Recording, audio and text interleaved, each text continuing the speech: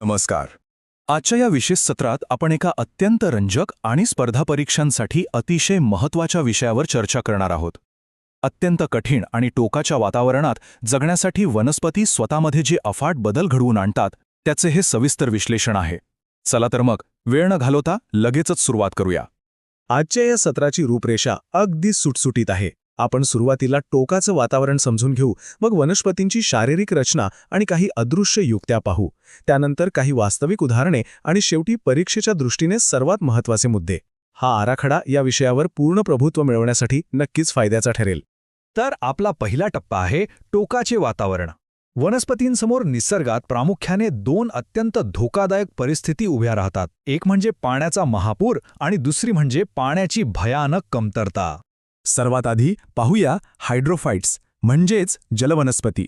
आता या वनस्पती पूर्णपणे पाण्यात बुडालेले असतात किंवा दंदलीत वाढतात. त्यामुळे इथे पाणी मिळवणं हे आव्हान नसतंच मुळी. तर खरी धडपड असते ती या अतिरिक्त पाण्यात न बुडता जगण्याची आणि श्वास घेण्यासाठी पुरेसा ऑक्सिजन मिळवण्याची. आणि याच्या अगदी विरुद्ध बाजूला आहेत झिरोफाइट्स म्हणजेच वाळवंटी वनस्पती. थारसारख्या भयानक रखरखीत वाळवंटात या वनस्पती वाढतात. तिथे पाण्याची तीव्र टंचाई असते आणि बाष्पीभवनाचा वेगही प्रचंड असतो. अशा ठिकाणी पाण्याचा प्रत्येक थेंब अक्षरशः जीवन मरणाचा प्रश्न असतो. आता आपला दुसरा टप्पा. या टोकाच्या वातावरणात टिकून राहण्यासाठी वनस्पतींची शारीरिक रचना कशी बदलते हे आता आपण मुळापासून ते पानांपर्यंत एका रचनात्मक प्रवासातून पाहूया. मुळांचा विचार केला तर इथे एक अतिशय रंजक विरोधाभास दिसतो बरं का. जलवनस्पतींना पाण्याची गरज नसते, त्यामुळे त्यांची मुळे एकतर नसतातच किंवा आयकोर्नियासारख्या वनस्पतींमध्ये केवळ आधार देण्यासाठी रूट पॉकेट्स असतात. पण वाळवंटात तिथे खेजरीसारख्या वनस्पती पाण्याचा शोध घेण्यासाठी आपली मुळे जमिनीत अगदी खोलवर आणि अत्यंत आक्रमकपणे पसरवतात. आता खोडाकडे येऊया. पाण्यात नैसर्गिकरित्या तरंगण्याची क्षमता मिळत असल्यामुळे जलवनस्पतींचे खोड एकदम मऊ, नाजूक आणि हिरवे असते. त्यांना स्क्लेरेन्कायमासारख्या कठीण पेशींची गरजच भासत नाही. या उलट वाळवंटी वनस्पतींची खोडं मात्र अतिशय जाड, लाकडी असतात किंवा पाणी साठवून ठेवण्यासाठी चक्क फिलोक्लाडसारख्या मौसल पाण्याच्या तिजोरीत बदलून जातात. पानांच्या बाबतीतही हाच नियम लागू होतो. कमळासारखी वनस्पती पाण्यावर सहज तरंगण्यासाठी मोठ्या, सपाट आणि मेणाचा थर असलेल्या पानांचा वापर करते. पण दुसरीकडे निवडुंगासारखी वनस्पती बाष्पीभवन टाळण्यासाठी पानांचं रूपांतर चक्क तीक्ष्ण काट्यांमध्ये करते, जेणेकरून पृष्ठभाग कमीत कमी राहील आणि पाणी वाचेल. पण खरी जादू तर सूक्ष्म पातळीवर घडते. जलवनस्पतींमध्ये क्युटिकल म्हणजेच बाह्य आवरण अजिबात नसतं. त्यांची रंध्रे किंवा छिद्रे पानांच्या वरच्या बाजूला असतात आणि तरंगण्यासाठी एरेनकायमा नावाच्या हवेच्या पोकळ्या असतात. पण वाळवंटी वनस्पती मात्र स्वतःचं रक्षण करण्यासाठी जाड मेणाचं चिलखत, खोलवर लपलेली रंध्रे आणि पाणी साठवणारे म्युसिलेजिनस मांसल ऊतक वापरतात. तिसरा टप्पा म्हणजे या वनस्पतींच्या अदृश्य युक्त्या किंवा त्यांची शारीरिक कार्यप्रणाली. बाह्य आकारांच्या पलीकडे जाऊन या वनस्पतींचे अंतर्गत रसायनशास्त्र जगण्याच्या एका पूर्णपणे वेगळ्याच नियमांवर चालतं. आता इथे एक साहजिकच प्रश्न पडतो. रणरणत्या उन्हात एखादी वाळवंटी वनस्पती स्वतःतलं पाणी न गमावता श्वास कसा घेते आणि कार्बन कसा मिळवते? कोरडे न पडता हवेसाठी स्वतःची रंध्रे उघडणं यांना कसं काय शक्य होतं? आणि याचंच उत्तर आहे कॅम्पॉथवे म्हणजेच क्रासिलेशन ॲसिड मेटाबॉलिझम. हा रात्रीच्या वेळेस काम करण्याचा एक अत्यंत हुशार आणि भन्नाट मार्ग आहे. या प्रक्रियेमुळे वाळवंटी वनस्पती दिवसा आपली रंध्रे घट्ट बंद ठेवतात आणि कार्बन डायऑक्साईड शोषण्यासाठी ती फक्त रात्री उघडतात. विचार करा, यामुळे दिवसा होणारं पाण्याचं नुकसान किती शिताफीने टाळलं जातं. तसंच अंतर्गत ऑस्मोटिक प्रेशर किंवा दाबाचा विचार केला तर जलवनस्पती अगदी आरामात असतात. त्यांना पोषक तत्वे मिळवण्यासाठी कसलेही कष्ट करावे लागत नाहीत. ती शरीरातून अगदी सहज शोषली जातात.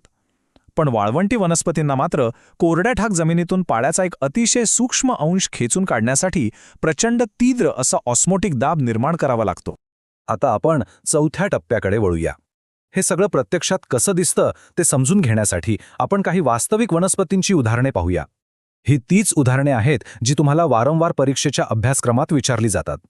जलवनस्पतींचे हे वर्गीकरण पहा. यात पिस्टिया आणि लेमनासारख्या पाण्यावर मुक्तपणे तरंगणाऱ्या वनस्पती आहेत. कमळ आणि वॉटर लिलीसारख्या वनस्पतींची मुळे जमिनीत असतात पण पाने तरंगत असतात. तर हायड्रिला आणि व्हॅलिस्नेरियासारख्या वनस्पती पूर्णपणे पाण्याखाली बुडालेले असतात. आता या एका नावाकडे विशेष लक्ष द्या, बंगालची दहशत. परीक्षेच्या दृष्टीने अत्यंत महत्त्वाचं असलेलं हे नाट्यमय नाव आयकॉर्निया म्हणजेच जलपर्णी या वनस्पतीला दिलं गेलं आहे. ही एक अतिशय वेगाने पसरणारी आणि मुक्तपणे तरंगणारी अत्यंत आक्रमक अशी जलवनस्पती आहे. याउलट वाळवंटातल्या दुष्काळावर मात करणाऱ्या वनस्पतींचे प्रामुख्याने 2 प्रकार पडतात. एकीकडे निवडुंग, कोरफड आणि युफोर्बियासारख्या सक्युलेंट म्हणजे पाणी साठवून ठेवणाऱ्या मांसल वनस्पती आहेत, तर दुसरीकडे बाभूळ, रुई आणि बोर यांसारख्या अत्यंत कठीण परिस्थितीत तग धरणाऱ्या नॉन सक्युलेंट म्हणजेच खऱ्याखुऱ्या वाळवंटी वनस्पती आहेत. आणि आता आपला शेवटचा आणि सर्वात महत्त्वाचा टप्पा, स्पर्धा परीक्षांमध्ये हमखास विचारले जाणारे आणि तुम्हाला थेट गुण मिळवून देणारे काही अत्यंत महत्त्वाचे मुद्दे आपण इथे पाहणार आहोत. परीक्षेतील एक नेहमीचा सापळा म्हणजे फिलोक्लॅड आणि क्लॅडोडियातील फरक. हे कायम लक्षात ठेवा की निवडुंगामध्ये वनस्पतीचं संपूर्ण खोडच पानासारखं चपटं होतं, ज्याला फिलोक्लॅड म्हणतात. पण ॲस्पॅरागस म्हणजेच शतावरीमध्ये फक्त काही मर्यादित फांद्याच पानांसारख्या बदलतात, ज्याला क्लॅडोड असं म्हणतात. यात गोंधळ होऊ देऊ नका. दुसरा महत्त्वाचा मुद्दा म्हणजे यांत्रिक ऊतींबाबतचा विरोधाभास. पाण्यामुळे जलवनस्पतींना नैसर्गिक आधार मिळतो, त्यामुळे त्यांना स्क्लेरेनकायमा आणि झायलेमसारख्या कठीण ऊतींची गरजच नसते. परंतु वाळवंटी वनस्पतींना मात्र जोरदार वारे आणि दुष्काळाच्या तीव्र ताणातून वाचण्यासाठी या भक्कम ऊतींवर पूर्णपणे अवलंबून राहावं लागतं. हा नियम अगदी पक्का लक्षात ठेवा. जर आपण याचा थोडा व्यापक पर्यावरणीय संदर्भ पाहिला तर तुमच्या लक्षात येईल की याच झिरोफायटिक किंवा वाळवंटी गुणधर्मांमुळे भारतातील विशाल अशा उष्णकटिबंधीय काटेरी जंगलांचा पाया रचला जातो.